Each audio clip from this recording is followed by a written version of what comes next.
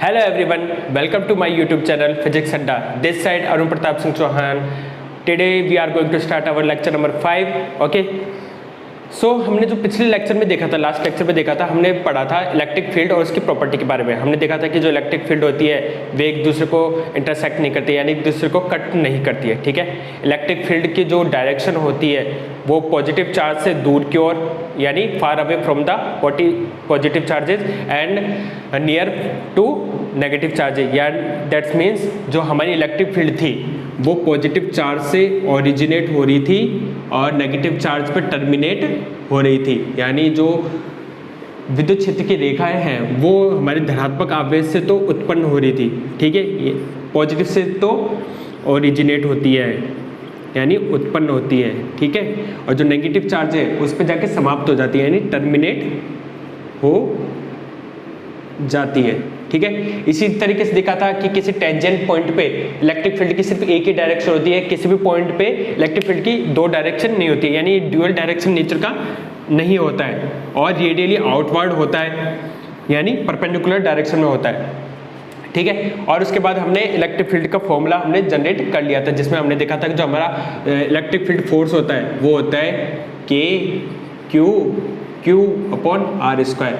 अगर यहाँ पर हम स्मॉल क्यू को 1 यूनिट चार्ज ले लेते हैं, ठीक है, तो जो फोर्स का जो इफेक्ट होगा, इन्फ्लुएंस होगा, वो हमारा इलेक्ट्रिक फील्ड कहलाता है। तो हमारा E इक्वल्स टू के क्यू अपॉन आर स्क्वायर होता है, यानी जो सोर्स चार्ज के कारण, ये एक सोर्स चार्ज था हमारा, यानी जो चार्ज का स्रोत था, इसके कारण इस स्मॉल क्यू पे क्या इन्फ्लुएंस आता है यानी इफेक्ट आता है, वो हमारा इलेक्ट्रिक फील्ड इंटेंसिटी थी। ठीक है, ये हम प्रीवियस लेक्चर में स्टडी कर चुके थे। फिर उसके बाद हमने देखा था कि एक टॉपिक में स्टार्ट करने जा रहा था, वो था इलेक्ट्रिक फील्ड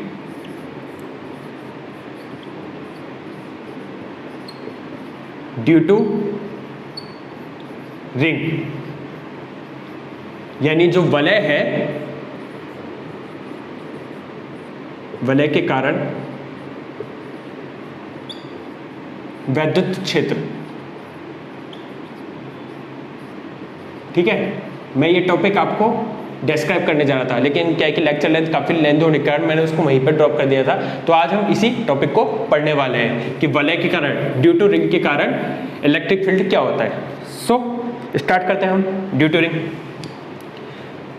सबसे पहले हम एक रिंग बनाते हैं, this is a small ring. ठीक है, इसके सेंटर से, सेंटर O से एक d डिस्टेंस पे एक पॉइंट चार्ज है A, this is d distance and the radius of the ring is given as A।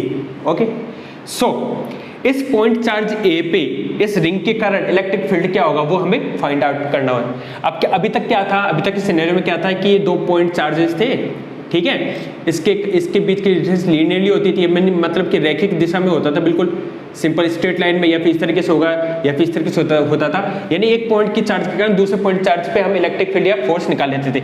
लेकिन जो इसका रिंग का जो चार्ज है वो माना हमने कैपिटल क्यू है। ये कैपिटल क्यू चार्ज इस रिंग के ऊपर समान रूप से यानी यूनिफॉर्मली डिस्ट्रीब्यूट है, यानी वितरित है, यानी यहाँ पे भी Q charge Q charge Q charge Q charge Q charge, जो जितना भी टोटल क्यू चार्ज है वो इसके सरफेस पे, रिंग के सरफेस पे एक समान रूप से यानी यूनिफॉर्मली यानी इक्वली डिस्ट्रीब्यूट है। ठीक है, अब इस कंडीशन में इलेक्ट्रिक फील्ड निकालना थोड़ा हमें मुश्किल पड़ेगा, तो हम क्या करेंगे, इस कंडीशन में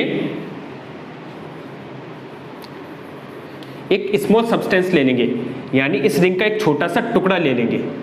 जैसे ये हमारी रिंग है 3D के अंदर, ठीक है, इसका मैं एक टुकड़ा ले लेता हूं जिसकी लेंथ है dl। ठीक है, dl लेंथ का एक टुकड़ा हमने एक स्मॉल सब्सटेंस हमने कंसिडर कर लिया और जिसका हमने चार्ज मान लिया, इसका जो चार्ज मान लिया वो हमने मान लिया dq। ठीक है, summation of dq equals to capital Q, यानी स्मॉल dq साइज के बहुत सारे चार्जेस होंगे जो मिलकर टोटल चार्ज Q का निर्माण करते हैं, ठीक है, कंस्ट्रक्ट करते हैं। तो ठीक है, आपको ये चीज समझ में आ गई होगी। तो हम क्या करेंगे कि स्मॉल dl लेंथ का चार्ज कंसीडर करेंगे, जिसका चार्ज होगा dq, और इस dq चार्ज कर जो इलेक्ट्रिक फील्ड होगा वो हम कंसीडर करेंगे de। इसी तरीके से जो de होगा, sum integration of de will be equals to e, ठीक है, क्योंकि बहुत सारे चार्जेस होंगे, उसके कारण बहुत सारे हमारे पास इलेक्ट्रिक फील्ड आएंगे। तो सभी इलेक्ट्रिक फील्ड्स को, जैसे एक हमने स्मॉल सब्सटेंस ये रहा, एक स्मॉल सब्सटेंस ये रहा, एक ये रहा, एक छोटा सा टुकड़ा ये रहा, ये रहा, ये रहा, बहुत सारे छोटे छोटे टुकड़े हो जाएंगे, स्मॉल सब्सटेंस जाएंगे।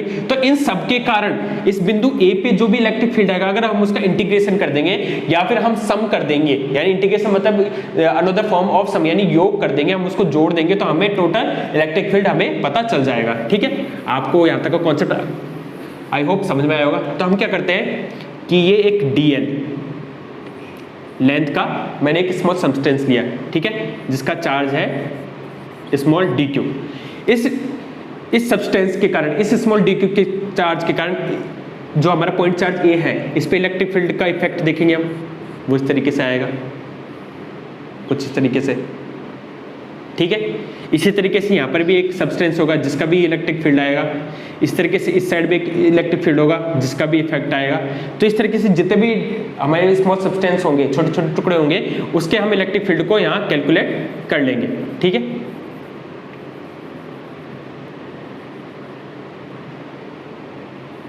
तो हम यहाँ देखेंगे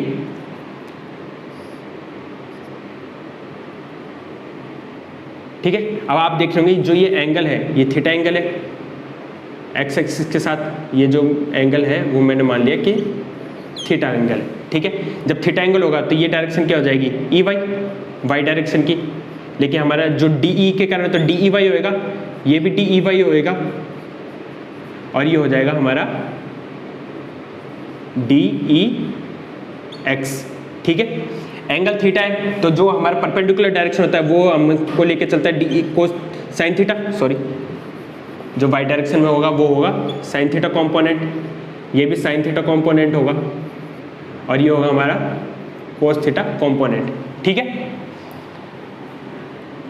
सॉरी, मैंने यह वो वाला गलत बना दिया।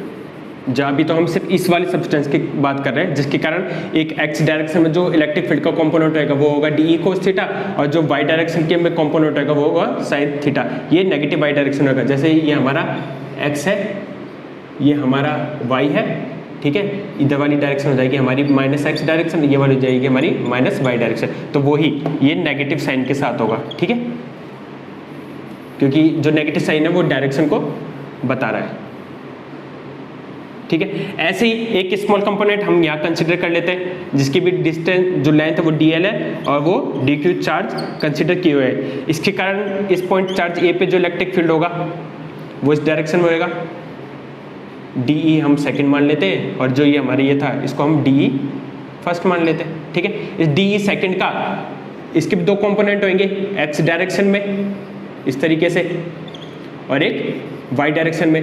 जो x डायरेक्शन में होगा वो यही same D E x cos theta लेके चलेगा, और जो वो y डायरेक्शन में होगा वो D E Y sine theta लेके चलेगा। अब आप देख रहे होंगे जो हमने जो अपोजिट पॉइंट चार्ज लिए, एक ये हमने पॉइंट चार्ज लिया अपर साइड में, एक लोअर साइड में, जो इनके y कंपोनेंट है यानी परपेंडिकुलर कंपोनेंट है, वो एक दूसरे को कैंसिल कर देंगे, क्योंकि इनके मैग्नीट्यूड तो सेम होंगे। अरे भाई, जो हमारे ई होता है वो होता है k Q upon R square, ठीक है। अगर स्मॉल सब्सटेंस का लेंगे तो D E K D Q upon R square, ठीक है, यानी इसका मैग्नीट्यूड तो सेम ही आएगा ना, बस डायरेक्शन के कारण तो होगा। जो जितने भी अपोजिट डायरेक्शन वाले कंपोनेंट्स होंगे इस चार्ज के कारण और इस चार्ज के कारण वो कैंसिल हो जाएंगे, लेकिन सेम डायरेक्शन वाले जितने भी कंपोनेंट्स होंगे वो सारे जुड़ जाएंगे। ऐसे ही मान लेते हैं जैसे ये रिंग है, अभी तो हमने इन दोनों कंपोनेंट्स की बात करी थी, एक कंपोनेंट इधर भी होगा, एक कंपोनेंट इधर भी होगा, ये पॉइंट ए है, इसके कारण कुछ इलेक्ट्रिक फील्ड आएगा, इसके कारण भी कुछ इलेक्ट्रिक फील्ड आएगा, जिसकी डायरेक्शन ये है, इसकी डायरेक्शन है, जो ये कंपोनेंट है इसका भी एक एक्स डायरेक्शन में कंपोनेंट होएगा, एक वाई डायरेक्शन में कंपोनेंट होएगा। इसी तरीके से ये वाला जो हमने कंपोनेंट लिया है, सब्सटेंस लिया है, इसका भी एक्स डायरेक्शन में कंपोनेंट होएगा, वाई डायरेक्शन में कंपोनेंट। तो आप देख रहे हैं जितने भी वाई डायरेक्शन के कंपोनेंट्स है, चाहे से हम सब्सटेंस कहीं भी ले लें, वो कैंसिल आउट कर रहे हैं एक दूसरे को, डायरेक्शन कर रहे हैं। तो हम क्या करेंगे, जो वाई डायरेक्शन में जो इलेक्ट्रिक फील्ड होगा उसको हम कैलकुलेट नहीं करेंगे, क्योंकि वो ऑटोमेटिकली सिमेट्री के कारण जो इसकी सममिति है अबव और लोअर के जितना ऊपर है, जैसे ये एक्सिस है इसके जितना ऊपर है उतना ही उसी के नीचे है, तो ये क्या करेंगे अपोजिट डायरेक्शन है, तो इसका जो मैग्नीट्यूड तो सेम लेकिन डायरेक्शन के कारण ये एक दूसरे को कैंसिल आउट कर देंगे। तो हम जितना भी इलेक्ट्रिक फील्ड निकालेंगे वो एक्स डायरेक्शन में कैलकुलेट करेंगे। ठीक है, तो चलिए शुरू करते हैं। मैं इसको वापस बनाता हूं कि ये एक हमारी रिंग है, ये पॉइंट ए है, ठीक है, ये इसकी रेडियस ए है, ये डिस्टेंस डी है, और मैंने यहाँ पर एक कॉम्पोनेंट लिया है dl लेंथ का, जिसका चार्ज क्या है dq। इसके कारण जो इलेक्ट्रिक फील्ड है उसकी डायरेक्शन ये होगी, इसका component de cos theta x direction में। ठीक है, वाई कंपोनेंट तो कैंसिल हो गए थे, मैंने अभी बताया था, एक इसका कंपोनेंट वाई डायरेक्शन नीचे की साइड आएगा, ऐसे इधर का जो सब्सटेंस लेंगे उसका वाई डायरेक्शन ऊपर आएगा। ठीक है, सो फॉर एक्स एक्सिस के लिए हम बात करते हैं। ठीक है, जो हमारा ई एक्स होगा यानी एक्स कंपोनेंट होगा इलेक्ट्रिक फील्ड का, वो हो जाएगा डी ई कोस थीटा। ठीक है, उससे पहले क्या होगा कि हमारे पास ये डिस्टेंस तो है कि ये डिस्टेंस की रेडियस ए है, लेकिन डायरेक्ट डिस्टेंस नहीं पता, यानी इस चार्ज के उस चार्ज के हमें डायरेक्ट डिस्टेंस नहीं पता। ठीक है, तो ये क्या है डी डिस्टेंस, ये क्या ए, ये परपेंडिकुलर 90 डिग्री बन रहा है, ये एंगल थीटा है। ठीक है, राइट एंगल बन गया, समकोण त्रिभुज बन गया। समकोण त्रिभुज में पाइथागोरस थ्योरम से the Pythagoras theorem of right angle triangle, तो हमें जो हाइपोटेनस यानी जो कर्ण मिलेगा वो मिलेगा, माना कि ये r है तो r हमें मिलेगा root of A square plus D square. ठीक है, इसी तरीके से जो हमारा कोस थीटा हो जाएगा वो हो जाएगा, कोस थीटा क्या हो जाएगा, बेस अपॉन हाइपोटेनियस, वो हो जाएगा हमारा d upon under root of D square plus A square. इसको दे देते हैं हम इक्वेशन नंबर 1, इसको दे देते हैं हम इक्वेशन नंबर 2। ठीक है, फ्रॉम इक्वेशन 1 एंड 2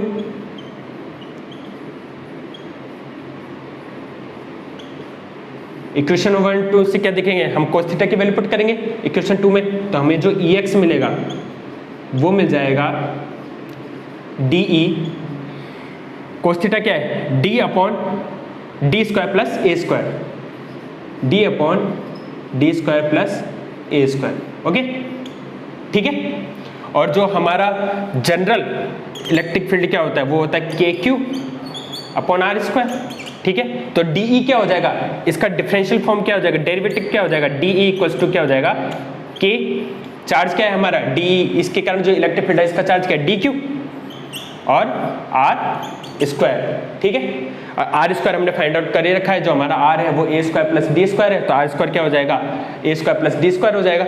ठीक है, तो हम इस वैल्यू को DE को जिसकी वैल्यू है K D Q upon R square को हम इस इक्वेशन EX वाली इक्वेशन में हम पुट करेंगे, तो हमें जो EX मिलेगा वो हमें मिलेगा EX इक्वल्स टू, ये पूरी कांस्टेंट है, D भी कांस्टेंट है, देख रहे हैं कांस्टेंट डिस्टेंस है, A भी कांस्टेंट है, तो ये पूरी कांस्टेंट वैल्यू है, तो ये इंटीग्रेशन के बाहर आ जाएगी, तो ये क्या हो जाएगा D upon D square plus A square का रूट इंटीग्रेशन ऑफ DE की वैल्यू क्या है K D Q upon R square, K D Q upon R square क्या हो जाएगा A square plus D square. ठीक है, आपको यहाँ तक समझ में आ गया होगा। मैं अपना लेफ्ट हैंड साइड को इरेज करना पड़ेगा क्योंकि वहाँ से आप रिलेट कर पाएंगे, तो मैं इसको इरेज कर देता हूँ।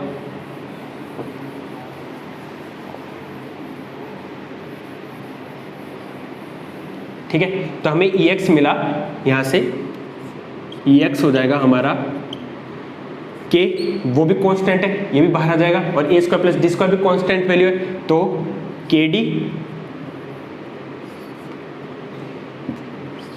D upon D square plus A square का root of multiply 1/d² plus a² और इंटीग्रेशन विद dq। ठीक है, अब हमें dq फाइंड आउट करना है, आखिर यहाँ पे dq होगा क्या। ठीक है, जो ये रिंग था मैंने आपको कल बताई थी linear density,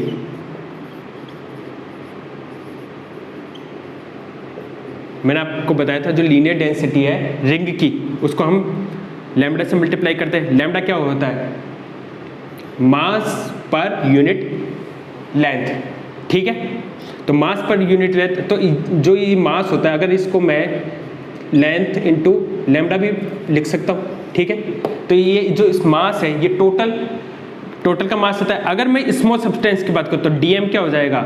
lambda into dl। Small substance का मास होगा ही नहीं होगा। तो इसी तरीके से चार्ज डेंसिटी की बात करें, ठीक है, जो ये चार्ज डेंसिटी की बात करेंगे हम रिंग के लिए, वहां से हम देखेंगे जो लैम्डा होगा वो होगा चार्ज पर लेंथ। ठीक है, तो यहां से चार्ज क्या हो जाएगा? L into lambda. तो ये तो था टोटल चार्ज। अगर हम स्मॉल सब्सटेंस की बात करें, जैसे dq की बात करें, तो हमारा चार्ज डेंसिटी क्या हो जाएगा? Lambda into dl। यानी जो स्मॉल डिस्टेंस को, लेंथ को हम अगर चार्ज डेंसिटी से मल्टीप्लाई कर देंगे तो हमें स्मॉल सब्सटेंस है उसका चार्ज मिल जाएगा, और उसका हम इंटीग्रेशन कर देंगे तो हमें टोटल चार्ज मिल जाएगा। ठीक है, तो इसी प्रॉपर्टी को dq बराबर लैम्डा इंटू dl को हम यहाँ पुट करेंगे। तो हमारा जो Ex कंपोनेंट है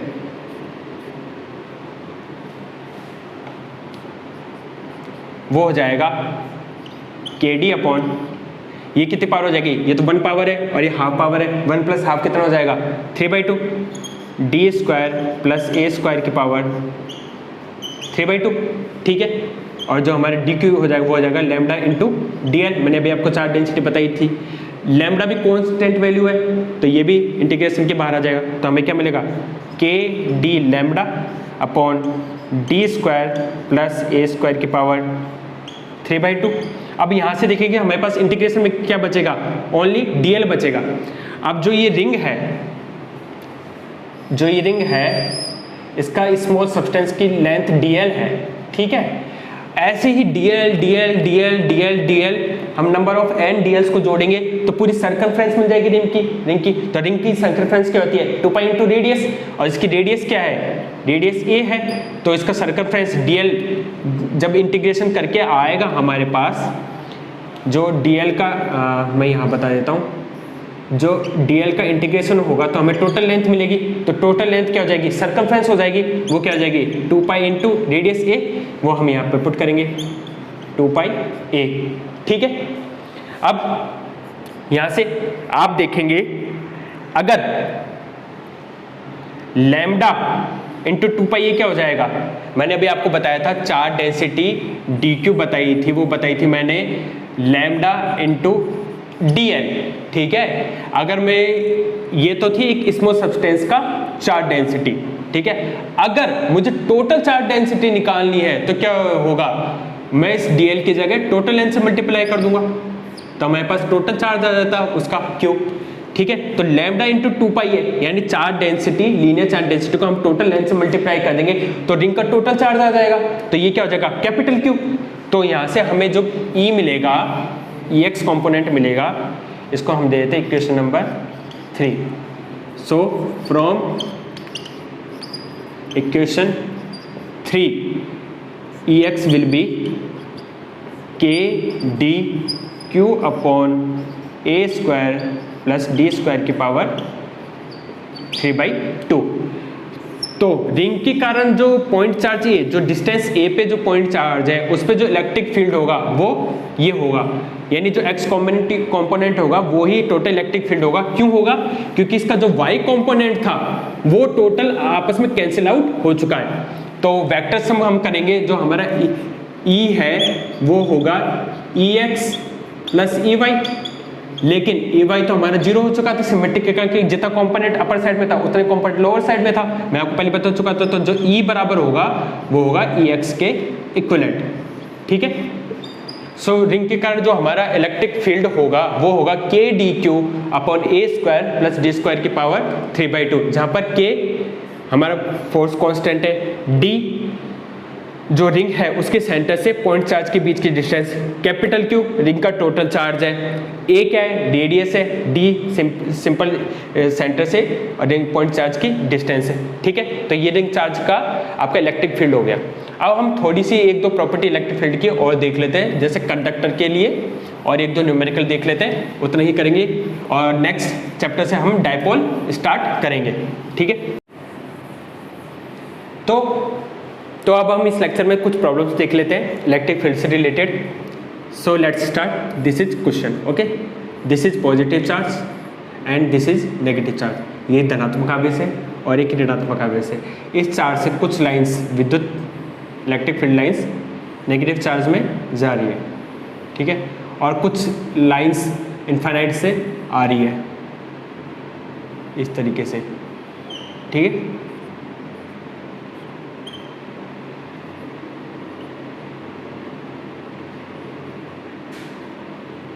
ठीक है।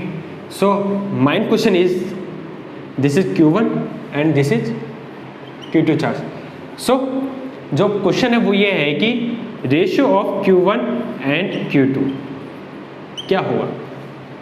जरा सोचिए, मैंने कल आपको एक रिलेशन बताया था कि स्ट्रेंथ ऑफ इलेक्ट्रिक फील्ड यानी magnitude of electric field proportional to the number of lines. ठीक है, उसी को हम यहाँ पे यूज करने वाले हैं, यानी जो इलेक्ट्रिक फील्ड का मैग्नीट्यूड होगा वो नंबर ऑफ लाइंस यानी जो रेखाओं की संख्याओं पे निर्भर करती है। अब आप यहाँ देखेंगे कि पॉजिटिव चार्ज से कितनी लाइनें गुजर रही हैं, मतलब निकल रही है। How many lines are originate from positive charge Q1 charge, 1 2 3 4। Okay, so Q1 को हम लिख देते हैं 4 लाइंस। ठीक है, अब आप Q2 चार्ज देखिए, we will see negative charge. Okay, how many lines are entering in this charge? 1 2 3 4 5 6 7 8, यानी जो Q2 चार्ज है उसके अंदर 8 लाइन एंड हो रही है, ठीक है, समाप्त हो रही है।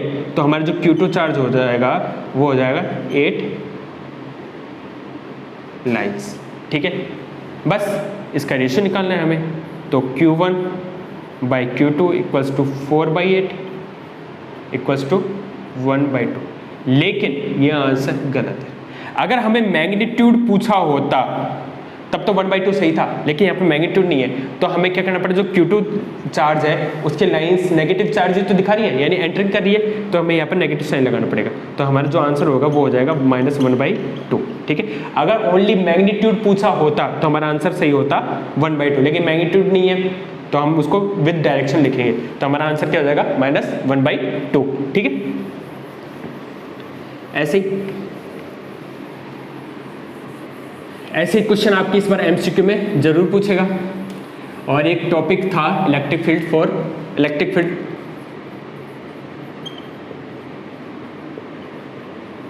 लाइंस डायरेक्शन फॉर कंडक्टर, यानी जो हमारा कंडक्टर होता है, चालक होता है, उसमें इलेक्ट्रिक फील्ड लाइंस किस तरीके से होती है। तो जो हमारा कंडक्टर होता है उसके लिए इलेक्ट्रिक फील्ड लाइंस परपेंडिकुलर होती हैं। ठीक है, ठीक है, कभी भी इस तरीके से नहीं होगा जैसे ये कंडक्टर है, इस पे इलेक्ट्रिक फील्ड लाइन किसी एंगल पे हो या जा रही है या फिर इंसर्ट करी है, तो ये फिनोमेना गलत है, परपेंडिकुलर ही होगा।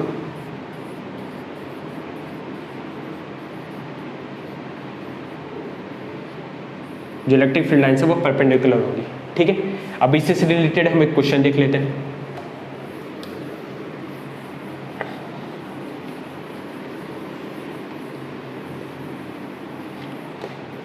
प्रॉब्लम इज दैट कि एक इंसुलेटेड कंडक्टर है, ठीक है, उससे कुछ डिस्टेंस पे, कुछ दूरी पे एक स्मॉल -q चार्ज है। सो हमें ड्रॉ करना है, draw the electric field lines. तो हमें इलेक्ट्रिक फील्ड लाइंस ड्रॉ करनी है कि यानी कंडक्टर से electric field lines minus cube की साइड किस तरीके से होगी। अब ये जो हमारा ये है अभी इंसुलेटर है, इंसुलेटेड है, ठीक है। इंसुलेटेड का मीन्स क्या होता है, पॉजिटिव और नेगेटिव चार्ज बैलेंसिंग में होते हैं। अब होगा क्या कि जो नेगेटिव चार्ज है जिसके कारण जितने भी नेगेटिव चार्ज है इस कंडक्टर पे वो क्या होंगे, लेफ्ट साइड शिफ्ट हो जाएंगे, यानी इस साइड शिफ्ट हो जाएंगे, और जितने भी पॉजिटिव चार्ज है वो लेफ्ट साइड रह जाएंगे, और जितने भी नेगेटिव चार्ज है वो राइट साइड हमारे शिफ्ट हो जाएंगे, और जितने भी पॉजिटिव चार्ज है वो लेफ्ट साइड पे एक्यूमुलेट हो जाएंगे, यानी कलेक्टिव यानी एकत्रित हो जाएंगे, ठीक है। तो हमें पता है इलेक्ट्रिक फील्ड की डायरेक्शन क्या होती है, नेगेटिव चार्ज की ओर होती है, ठीक है। अब नेगेटिव चार्ज की होती है तो यहाँ से जितने भी इलेक्ट्रिक फील्ड लाइंस निकलेंगी कंडक्टर से वो होंगी तो परपेंडिकुलर, ठीक है। लेकिन ये लाइन आते आते कुछ तरीके से कर्वेचर हो जाएंगी, ये ऐसे आ जाएगी, ये इस तरीके से आ जाएगी, ये इस तरीके से आ जाएगी, ये इस तरीके से, ये इस तरीके से, यानी कंडक्टर से ओरिजिनेट तो परपेंडिकुलर होंगी 90 डिग्री एंगल पे, लेकिन जैसे जैसे चार्ज के पास जाएंगी वो थोड़ी कर्वेचर नेचर में होके माइनस क्यू चार्ज पे, इस चार्ज पे एंड हो जाएंगी, ठीक है। अब इन्फिनिट से भी कुछ इलेक्ट्रिक फील्ड्स आ रहे होंगे, उनकी डायरेक्शन क्या होगी, सिंपल सी है, इधर नेगेटिव चार्ज एक्यूमुलेटेड है तो यहीं पर आएंगी, तो जितने भी नेगेटिव चार्ज आएंगे वो परपेंडिकुलर आएंगे।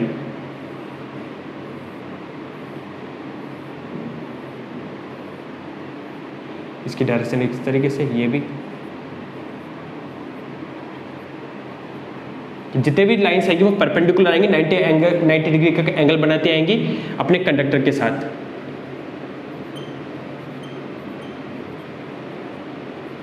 ठीक है, सो ये हमारे इसका सॉल्यूशन हो जाएगा। ये आपके प्रीवियस ईयर का क्वेश्चन है, आई थिंक 2019 के अंदर ये क्वेश्चन पूछा गया था। तो ठीक है, आपको ये क्वेश्चन समझ में आ गया होगा।